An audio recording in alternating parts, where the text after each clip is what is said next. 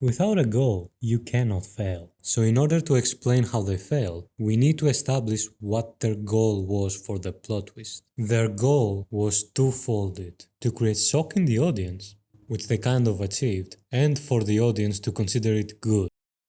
I mean, look at them. Yeah, but usually, people are quite gracious about it and everything. And this year, for the first time, we got some pushback where the actor said, "You sure about that?" Guess who it is? Yeah, so there was a long conversation, then we got a long letter explaining why this was a bad idea, which just made us want to kill that person that much more. So, Every writer wants the praise of being called a good writer, even if they wrote something lazy. These two things are what writers are looking for most of the time: shock and quality. They didn't achieve the second part, because most of the time, when a plot twist is shocking but not good, it's because they either 1. Don't understand what a plot twist is, or 2. They didn't care in the moment for a variety of reasons. So let's understand what a plot twist is on a fundamental level. A plot twist is a moment of change in a plotline. You can also imagine it as it literally transforming into another new plotline. Regardless of how you look at it, the plot part in a plot twist works the same way as any other plot point / scene in a plotline. If you contradict it, you lose points. If it has a lot of connections and depth, it becomes good and even great. You see, a plot twist is just another regular plot point within a plotline. It has nothing to do with shock. It can be the setup, progress, or resolution.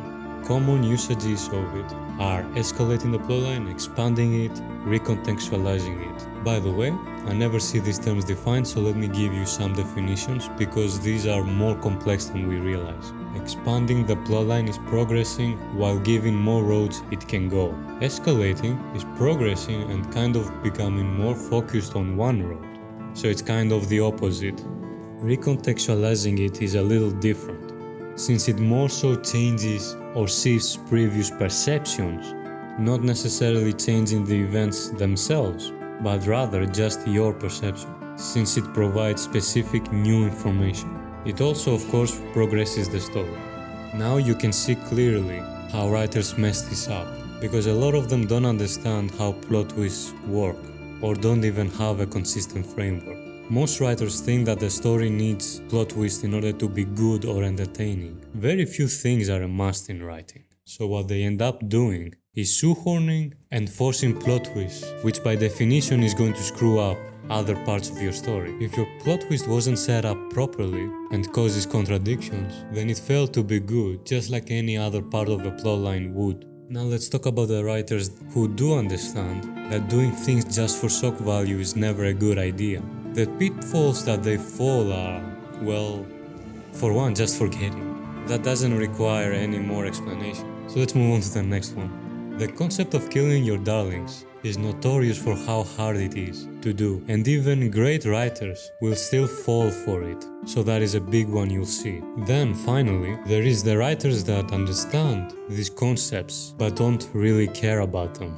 Maybe because they want to just finish their job and go home for the day, or they just really like explosions.